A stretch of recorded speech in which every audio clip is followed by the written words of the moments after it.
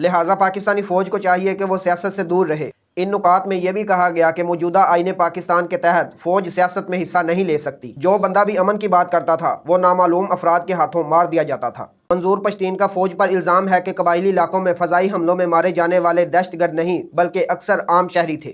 اسی لیے ہمیں کہا جاتا ہے کہ ایسی باتیں آپ کو صرف موت دے سکتی ہیں اور کچھ نہیں۔ جرگے کا ایک فیصلہ یہ بھی ہے کہ قبائلی علاقوں کو مفت بجلی فراہم کی جائے۔ 2010 تک جو بندہ بھی بولنے کی جرت کرتا وہ ختم کر دیا جاتا۔ ویڈیو میں آگے جانے سے پہلے آپ سے گزارش ہے کہ آپ نے اگر ہمارا چینل سبسکرائب نہیں کیا تو ہمارے چینل کو سبسکرائب ضرور کریں۔ پاکستان کی وفاقی اور صوبائی حکومت کی جانب سے کالعدم قرار دی جانے والی پشتون تحفظ موومنٹ کی جانب سے خیبر پختونخوا کے ضلع خیبر میں قومی جرگے میں فوج اور دہشت گردوں سے مطالبہ کیا گیا ہے کہ وہ 2 ماہ میں ہمارا پورا علاقہ خالی کر دیں۔ اگر ایسا نہ ہوا تو جرگہ فیصلہ کرے گا کہ اپنا علاقہ کیسے خالی کروانا ہے۔ ہفتے کے دن شروع ہونے والے اس جرگے نے اتوار کو حکومت کے سامنے یہ مطالبات رکھے۔ اس جرگے میں باجوڑ، وزیرستان، کوئٹہ، ڈیرہ اسماعیل خان، زوب سمیت خیبر پختونخوا اور بلوچستان سے بڑی تعداد میں لوگوں کے ساتھ ساتھ قبائلی اور سیاسی رہنماؤں اور وزیر اعلیٰ خیبر پختونخوا علی امین گنڈاپور نے بھی شرکت کی۔ وفاقی حکومت کی جانب سے اب تک اس جرگے کے مطالبات پر کوئی رد عمل سامنے نہیں آیا ہے، لیکن خیبر پختونخوا کے وزیر اعلیٰ علی امین گنڈاپور نے کہا ہے کہ قانون کے دائرے میں رہتے ہوئے ہماری حکومت ان تجاویز پر عمل درآمد کو یقینی بنانے کی بھرپور کوشش کرے گی، اور جو مطالبات صوبائی حکومت کے دائرہ کار میں نہیں ہیں ان مطالبات کو متعلقہ وفاقی حکام کے سامنے اٹھایا جائے گا۔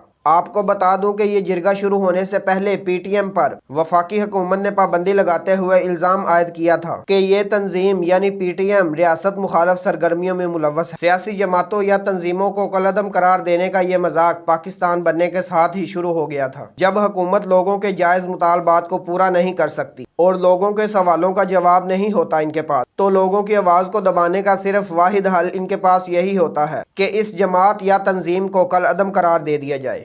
اگر آپ جاننا چاہتے ہیں کہ پاکستان میں اب تک کتنی جماعتوں کو کالعدم قرار دیا جا چکا ہے تو ہماری اس ویڈیو کو ضرور دیکھیں۔ بات ہو رہی تھی پی ٹی ایم کے جرگے کی، تو بیرسٹر سیف کے مطابق اس شرط پر جرگے کی اجازت دی گئی تھی کہ پورے اجتماع میں ریاست پاکستان کے خلاف، پاکستان کے آئین اور پاکستانی فوج کے خلاف کوئی نعرے بازی یا کوئی تقریر نہیں ہوگی، اور جرگے میں کسی اور تنظیم کا جھنڈا نہیں بلکہ پاکستان کا پرچم لے کر جانے کی اجازت ہوگی، اور امن کے قیام اور پشتونوں کو درپیش مسائل پر بات چیت ہوگی۔ آپ کو بتا دوں کہ خیبر پختونخوا میں قومی جرگہ منعقد کرنے کا فیصلہ پی ٹی ایم نے تقریباً 3 مہینے پہلے کیا تھا۔ جرگے کے اختتام پر مختلف تجاویز کو نکات کی شکل دی گئی اور جرگے میں تمام شرکاء کے سامنے پیش کرنے کے بعد متفقہ طور پر اسے منظور کیا گیا۔ ان مطالبات میں سب سے اہم یہ تھا کہ پاکستانی فوج اور دہشت گرد تنظیموں کو 2 مہینوں کا ٹائم دیا گیا کہ وہ 2 مہینوں میں ہمارا علاقہ خالی کر دیں، لیکن جرگے کی طرف سے اس بات کی کوئی وضاحت نہیں کی گئی کہ یہ کون سا علاقہ ہے جس کو خالی کرنے کی بات کی جا رہی ہے۔ جرگے کی طرف سے مزید کہا گیا کہ اگر 2 مہینوں میں ایسا نہ ہوا تو جرگہ فیصلہ کرے گا کہ آگے ہم نے کیا کرنا ہے اور اپنا علاقہ کیسے خالی کروانا ہے۔ ان نکات میں یہ بھی کہا گیا کہ موجودہ آئین پاکستان کے تحت فوج سیاست میں حصہ نہیں لے سکتی، لہٰذا پاکستانی فوج کو چاہیے کہ وہ سیاست سے دور رہے اور سیاست دانوں کو اپنا کام کرنے دیں۔ جرگے کا ایک مطالبہ یہ بھی ہے کہ قبائلی علاقوں کو مفت بجلی فراہم کی جائے، جبکہ صوبے کے دیگر علاقوں میں بجلی کی قیمت 5 روپے فی یونٹ مقرر کی جائے۔ یاد رہے کہ سابقہ قبائلی علاقوں کو خیبر پختونخوا میں ضم کیا جا چکا ہے اور ان علاقوں کو اضلاع کا درجہ دیا گیا ہے۔ جرگے نے یہ بھی فیصلہ کیا کہ پاکستان اور افغانستان کی سرحد پر تمام تجارتی راستوں کو پرانے قوانین کے تحت بحال کیا جائے۔ جرگے کی جانب سے مزید کہا گیا کہ صوبے میں موجود قدرتی وسائل کا ڈیٹا اکٹھا کیا جائے گا، مختلف قبیلوں کے درمیان تنازعات اور مسائل کے حل کے لیے امن کمیٹی قائم کی جائے گی، اور تمام آئی ڈی پیز کی جرگے کے ذریعے اپنے علاقوں میں واپسی کو ممکن بنایا جائے گا۔ جرگے کی جانب سے مطالبہ کیا گیا کہ بجلی، قدرتی گیس اور پانی صوبہ خیبر پختونخوا کو ترجیحی بنیادوں پر فراہم کیے جائیں، بلاک شدہ شناختی کارڈ بحال کیے جائیں گے اور فی الفور تمام سیاسی قیدیوں کو رہا کیا جائے۔ اس جرگے کی بنیاد پر اگر کسی کے خلاف کارروائی کی تو جرگے کی جانب سے سخت رد عمل سامنے آئے گا۔ جرگہ ختم ہونے سے پہلے کہا گیا کہ یہ جرگہ تمام پشتون قوم کا جرگہ ہے۔ علی امین گنڈاپور نے کہا کہ وفاق اور دیگر حکام کے ساتھ بیٹھ کر ان مسائل کے حل کے لیے ہر ممکن کوشش کی جائے گی اور حکومت اور ریاست کا فرض ہے کہ وہ عوامی امنگوں کو مد نظر رکھتے ہوئے مسائل کو حل کر کے ان کو مطمئن کریں۔ پی ٹی ایم کے زیر اہتمام ہفتے کے دن شروع ہونے والے اس جرگے میں باجوڑ، وزیرستان، کوئٹہ، ڈیرہ اسماعیل خان، ذوب سمیت خیبر پختونخوا اور بلوچستان سے بڑی تعداد میں لوگوں نے شرکت کی۔ جرگے کے مقام پر سیکورٹی انتظامات پی ٹی ایم نے خود سنبھال رکھے تھے، تاہم حکومت کی جانب سے بھی سہولیات فراہم کی گئی تھیں۔ ضلع جمرود کی انتظامیہ کی جانب سے پینے کے لیے پانی فراہم کیا گیا تھا، جبکہ پانی کے ٹینکر، ایمبولینس، فائر بریگیڈ کی گاڑیاں بھی موجود تھیں۔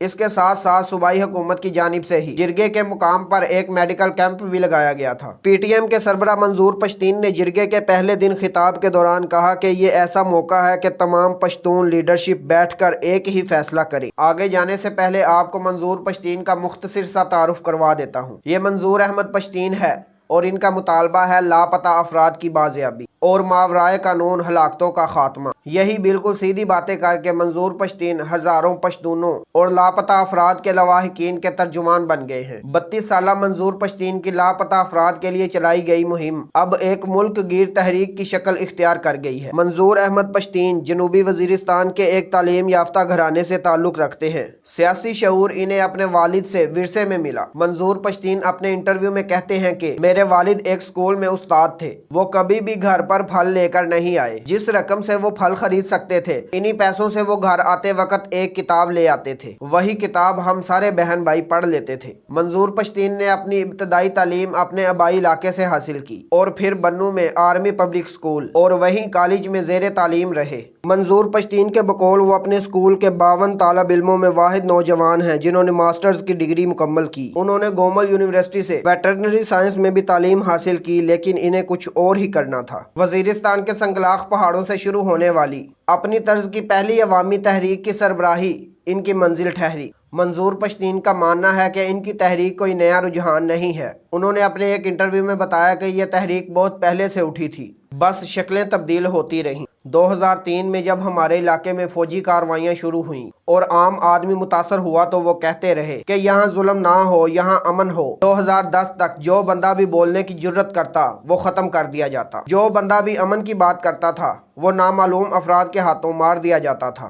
اسی لیے ہمیں کہا جاتا ہے کہ ایسی باتیں آپ کو صرف موت دے سکتی ہیں اور کچھ نہیں۔ منظور پشتین نے مقامی سطح پر اپنی محسود تحفظ تحریک سن 2014 میں شروع کی تھی اور مقامی سطح پر وہ چھوٹے چھوٹے گروہوں میں اپنی سوچ کو واضح کرتے رہے۔ منظور پشتین کے مطابق وہ اکثر بم باری، بارودی سرنگوں کے دھماکوں اور چیک پوسٹوں پر لوگوں کو ہراساں کرنے کے واقعات کے خلاف مظاہرے کرتے تھے، لیکن سب سے بڑا مظاہرہ انہوں نے 15 نومبر 2016 کو ٹانک میں کیا تھا، جس میں سیکورٹی اداروں کے خلاف نعرے بازی بھی کی گئی تھی۔ اسلام آباد میں فروری 2018 کے کامیاب 10 روزہ احتجاج سے فائدہ اٹھاتے ہوئے منظور پشتین نے اپنی تحریک کی سمت تبدیل کی اور اسے پشتون تحفظ تحریک کا بڑا کینوس دے دیا، بلکہ اس کی تنظیمیں نو بھی شروع کر دی۔ وہ اس تحریک کا دائرہ قبائلی علاقوں سے بڑھا کر بلوچستان اور کراچی تک پھیلانا چاہتے ہیں۔ نیشنل میڈیا پر کوریج نہ ملنے کا توڑ انہوں نے سوشل میڈیا کا فائدہ اٹھا کر نکالا ہے۔ ان کی فیس بک پروفائل پر زخمی اور خون آلود لاشوں